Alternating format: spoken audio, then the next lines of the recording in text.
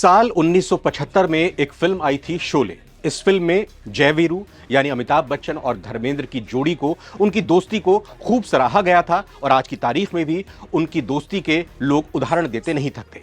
इसके 2 साल बाद एक फिल्म आई थी धर्मवीर, और इस फिल्म में, इस मूवी में जितेंद्र और धर्मेंद्र की दोस्ती के किस्से लोग आज भी फिल्मी पर्दे के तौर पर याद करते हैं, इनको सराहते हैं। ये बात हम कर रहे हैं फिल्मी पर्दे की, यानी कि रियल स्टोरी की। लेकिन अगर रियल स्टोरी की बात की जाए और अमेरिका के धर्मवीर और जय वीरू की जोड़ी की बात की जाए तो वो टूट चुकी है। जी हां, साल 2025 20 जनवरी को अमेरिका के राष्ट्रपति बनने के बाद अमेरिका में एक जोड़ी बनी, डोनाल्ड ट्रंप और टेस्ला प्रमुख एलन मस्क की। लेकिन अब यह जोड़ी टूट चुकी है। स्पेसएक्स और टेस्ला प्रमुख अमेरिकी टेक अरबपति एलन मस्क ने ट्रंप प्रशासन के डिपार्टमेंट ऑफ गवर्नमेंट एफिशिएंसी यानी DOGE मतलब खर्च कटौती विभाग से अलग होने का ऐलान किया है। गुरुवार को मस्क ने एक्स पर लिखा, विशेष सरकारी कर्मचारी के रूप में मेरा तय समय पूरा होने पर मैं राष्ट्रपति डोनाल्ड ट्रंप को धन्यवाद देना चाहता हूं कि उन्होंने मुझे फालतू खर्च को कम करने का मौका दिया। ट्रंप प्रशासन से एलन मस्क के बाहर होने के बाद यह जानना अहम हो जाता है कि आखिर बीते 1 साल में डोनाल्ड ट्रंप और उनके रिश्ते कैसे रहे हैं। ट्रंप के राष्ट्रपति बनने के बाद से एलन मस्क की सरकार में कितनी भूमिका रही है और उन्होंने सरकारी खर्चों में कटौती के वादों को कितना पूरा किया।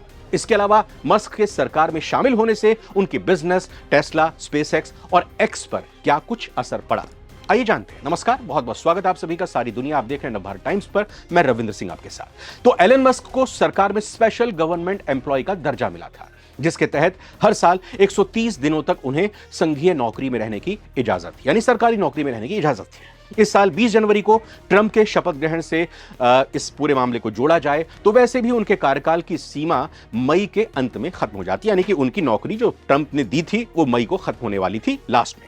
मस्क का सरकार से बाहर निकलना दरअसल ट्रंप के बजट से निराशा जताने के बाद हुआ, जिसमें मल्टी ट्रिलियन डॉलर की टैक्स छूट और रक्षा खर्च को बढ़ावा देने वाले प्रस्ताव मौजूद हैं। ट्रंप प्रशासन में एक अहम पद पर रहते हुए एलन मस्क कई बार विवादों में घिरे। 5 विवादों की हम बात करेंगे। उससे पहले जानते हैं कि ट्रंप प्रशासन में मस्क की क्या भूमिका रही, उनका रोल क्या था। एलन मस्क ने डोनाल्ड ट्रंप को समर्थन देने के समय से ही अमेरिकी जनता से यह वादा किया था कि पूर्ववर्ती और मौजूदा अमेरिकी सरकारों ने फिजूल खर्ची काफी की और अगर इनमें कटौती की जाए तो हर साल अमेरिकी जनता को $2 ट्रिलियन को, यानी $2 लाख करोड़ बचाया जा सकता है। एलन मस्क के इन बयानों ने तब और भी सुर्खियां बटोरी थी जब उन्होंने कहा कि अगर डोनाल्ड ट्रंप राष्ट्रपति बनते हैं तो वो खर्च में कटौती करने के लिए भूमिका निभाने को तैयार है। ट्रंप ने राष्ट्रपति बनने के बाद सरकारी दक्षता विभाग यानी DOGE के गठन का ऐलान कर दिया। हालांकि इसे आधिकारिक सरकारी विभाग का दर्जा नहीं मिला क्योंकि यह काम सिर्फ संसद ही कर सकती थी। इसकी जगह DOGE राष्ट्रपति डोनाल्ड ट्रंप के कार्यकारी आदेश से बनी सलाहकार संस्था की तरह काम करती रही। DOGE का मिशन था कि वो सरकार में कामकाज की दक्षता बढ़ाएगी और इसके जरिए उसके खर्चों का कम करने का पूरा प्रयास करेगी। DOGE की तरफ अपने लक्ष्यों को पूरा करने की समय सीमा जुलाई 2026 तक रखी गई।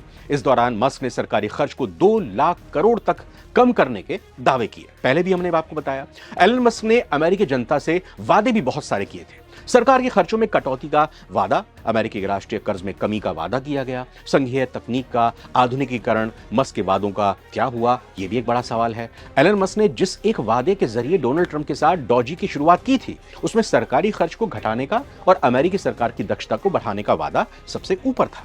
मस्क ने यहां तक कहा था कि DOGE का मिशन नौकरशाही की निरंकुशता को खत्म करना है, जिससे टैक्स देने वालों के पैसे बचेंगे और राष्ट्रीय कर्ज में कमी आएगी। गौरतलब यह भी है कि उस वक्त अमेरिका का कर्ज $36 लाख करोड़ तक पहुंच गया था। अपने लक्ष्य को हासिल करने के लिए मस्क ने कुछ पैमाने निर्धारित किए।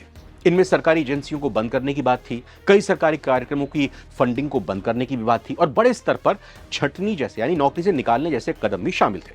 आइए अब एक नजर डालते हैं ऐसे ही 5 विवादों पर जो कि एलन मस्क से जुड़े हुए इस दौरान रहे। पहला, ट्रंप के बजट की आलोचना उन्होंने खुलकर की।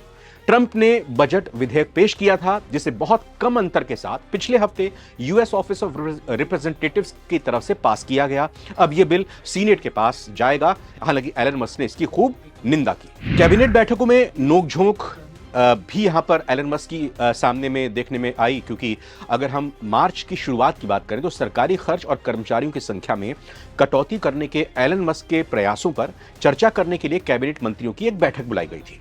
इस बैठक के दौरान नेताओं में तीखी नोकझोंक हुई और विदेश मंत्री मार्को रूबियो की आलोचना करते हुए मस्क ने खुलकर कहा कि वो टीवी पर ही अच्छे दिखते हैं। तीसरा विवाद ट्रंप के सहयोगी एलन मस्क का क्या था, वो ये कि डीओजीई बनते ही यानी डॉजी के बनते ही विवेक रामास्वामी को बाहर कर दिया गया। ट्रंप ने डीओजीई के गठन का ऐलान करते हुए इसकी जिम्मेदारी टेस्ला और स्पेस एक्स के मालिक एलन मस्क के साथ विवेक रामास्वामी को दी थी। ट्रंप ने विवेक रामास्वामी को देशभक्त अमेरिकी बताया था, लेकिन डीओजी ने पहला फैसला खुद को लेकर किया और कहा कि डॉजी को केवल मस्क देखेंगे और विवेक रामास्वामी को इससे बाहर कर दिया जाएगा, या ये कहें कि वो खुद ही बाहर हो।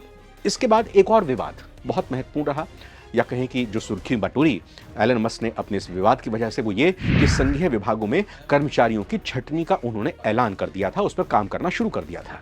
एलन मस्क की टीम ने देश के लाखों सरकारी कर्मचारियों को आधिकारिक सरकारी अकाउंट से कई सारे ईमेल्स भेजे थे। इसमें उन्हें इस्तीफे के बदले कई महीनों का वेतन एक मुश्त देने की बात कही गई थी। इसको ऐसे भी समझ सकते हैं कि भारत में जिस तरह से वीआरएस दिया जाता है, उसी तरीके से यहां पर अमेरिकी सरकार की कोशिश थी, जिसके कर्ता धर्ता एलन मस्क सामने आ रहे थे। इसके साथ ही इसमें कर्मचारियों को यह भी निर्देश दिया गया कि वो ये बताएं कि उन्होंने हफ्ते भर में क्या कुछ काम किया, यानी कि उनकी वर्क रिपोर्ट मांगी जा रही थी, उन पर सवाल खड़ा किया जा रहा था कि आप कुछ काम करते भी हैं नहीं करते। ये बात नागवार गुजरी। सरकारी कर्मचारियों को ऐसा ना करने पर उन्हें नौकरी से निकालने की बात तक की गई थी।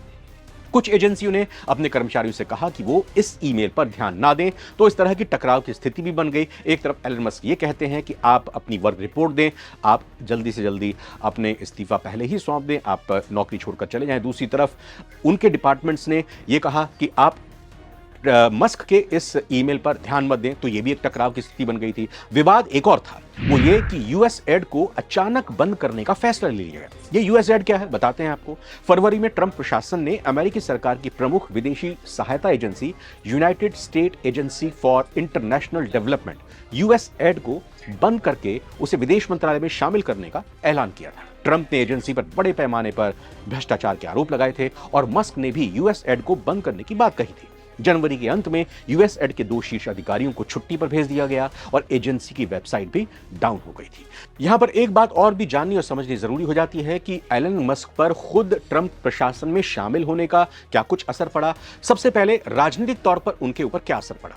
एलन मस्क के ट्रंप प्रशासन से जुड़ने के बाद ही उनकी भूमिका को लेकर कई सवाल उठने लगे थे। न सिर्फ विपक्षी डेमोक्रेटिक पार्टी ने, बल्कि रिपब्लिकन सरकार के कई मंत्रियों और अधिकारियों ने ही मस्क के फैसलों को लेकर तीखी बयानबाजी की, उनकी आलोचना की। रिपोर्ट्स के मुताबिक एक समय डोनाल्ड ट्रंप के सबसे करीबी नेता और रिपब्लिकन सरकार में विदेश मंत्री मार्को रूबियो और एलन मस्क के बीच विदेशी मामलों पर टकराव की स्थिति बन गई थी।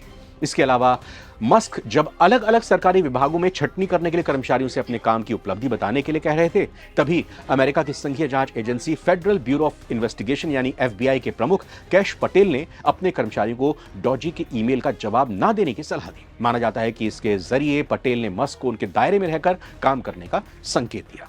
दूसरा क्या फर्क पड़ा बिजनेस के स्तर पर एलन मस्क के ऊपर। एलन मस्क के डोनाल्ड ट्रंप प्रशासन से जुड़े रहने का असर उनके बिजनेस पर भी पड़ता हुआ दिखाई दिया। खासकर टेस्ला को इससे काफी ज्यादा नुकसान पहुंचा। डोनाल्ड ट्रंप के शपथ ग्रहण के बाद से अगले 3 महीनों में टेस्ला के शेयर्स 45% तक गिर गए। हालांकि बीते कुछ दिनों में ये संभले और फिर फिलहाल 10% नीचे गिरकर अब ये कारोबार कर रहे हैं। इतना ही नहीं, मस्क की सरकार में भूमिका से इन्वेस्टर्स के बीच ये संदेश भी गया कि मस्क टेस्ला पर ध्यान नहीं दे रहे हैं। इसके चलते टेस्ला के तिमाही लाभांश में यानी जो नतीजे आते हैं हर क्वार्टर्स के, उसमें 71% तक उसके मुनाफे में कमी देखी गई। इस दौरान ट्रंप सरकार में नीतियों को प्रभावित करने के लिए मस्क को रिपब्लिकन विरोधी जनता का भी विरोध झेलना पड़ा और उनकी कारों की बिक्री में भी 13% तक कमी आ गई, यानी कि ट्रंप के बिजनेस पर भी इसका असर पड़ा। इस दौरान जनता ने अमेरिका और यूरोप में टेस्ला के विरोध में अभियान भी चलाए हैं और इनका बॉयकॉट कर दिया। इसका असर यह हुआ कि यूरोप में अप्रैल में टेस्ला की कारों की बिक्री चीनी कंपनी BYD के मुकाबले पहली बार कम हो गई। जहां इलेक्ट्रिक कार सेगमेंट में टेस्ला ने अप्रैल में यूरोप में 7,165 कारें बेची, वहीं BYD ने 7,231 कारें बेचकर रिकॉर्ड बना लिया। यानी टेस्ला लगातार पिछड़ती जा रही थी। ट्रंप के बिजनेस में सबसे प्राथमिक कंपनी टेस्ला को, यानी यहां हम बात एलन मस्क की कर रहे हैं, एलन मस्क के बिजनेस में सबसे प्राथमिक कंपनी टेस्ला को भले ही नुकसान हुआ हो, लेकिन उनकी दूसरी कंपनी स्पेस एक्स की वैल्यू अब $350 अरब की है। अगर कंपैरिजन किया जाए तो मस्क की तरफ से ट्रंप का समर्थन किए जाने के बाद से इसकी वैल्यू 2 गुनी हो चुकी है। इसके अलावा ट्रंप की तीसरी कंपनी XAI होल्डिंग्स, जो कि सोशल मीडिया प्लेटफॉर्म एक्स और आर्टिफिशियल इंटेलिजेंस स्टार्टअप XAI का मालिकाना हक रखती है, उसकी वैल्यू 113 अरब डॉलर तक पहुंच गई है, जो कि एक साल पहले की वैल्यू से 3 गुना तक ज्यादा है। सार्वजनिक स्तर पर क्या कुछ मस्क पर असर पड़ा? एलन मस्क को लेकर जनता की राय भी नकारात्मक हुई है। प्यू सर्वे एजेंसी की तरफ से फरवरी में किए गए एक पोल में तब कहा गया था कि 54% जनता उनकी भूमिका को नकारात्मकता के साथ देखती है, नेगेटिव उनका पूरा का पूरा नजरिया बन गया। सिर्फ 37% लोगों में उनकी छवि पॉजिटिव रही। चौथा, एलन मस्क की नेटवर्थ में बढ़ोतरी हुई। एलन मस्क के ट्रंप प्रशासन में शामिल होने से भले ही उनकी कंपनी को नुकसान हुआ हो, लेकिन ट्रंप का समर्थन करने के बाद से अब तक उनकी नेटवर्थ 170 अरब डॉलर तक बढ़ चुकी है। मौजूदा समय में उनकी संपत्ति 419 अरब डॉलर बताई जाती है, जबकि बीते साल जुलाई में ये 250 अरब डॉलर से कुछ ही कम थी। तो एलन मस्क बेहतर जानते हैं कि वो अलग क्यों हुए, उन्होंने क्यों अपने इस कार्यकाल को आगे बढ़ाने के लिए विचार नहीं किया, क्या उसके पीछे उनकी नीयत है, क्या उनकी ट्रंप के साथ बन नहीं रही थी, या फिर वो अपने बिजनेस पर ही ध्यान केंद्रित होते हुए देखना चाहते हैं। इस पर भारत का क्या असर पड़ेगा? भारत को कोई असर पड़ेगा भी नहीं पड़ेगा, ये आगे आने वाले वक्त में पता चलेगा। फिलहाल सारी दुनिया में अभी इतना ही। बहुत बहुत धन्यवाद।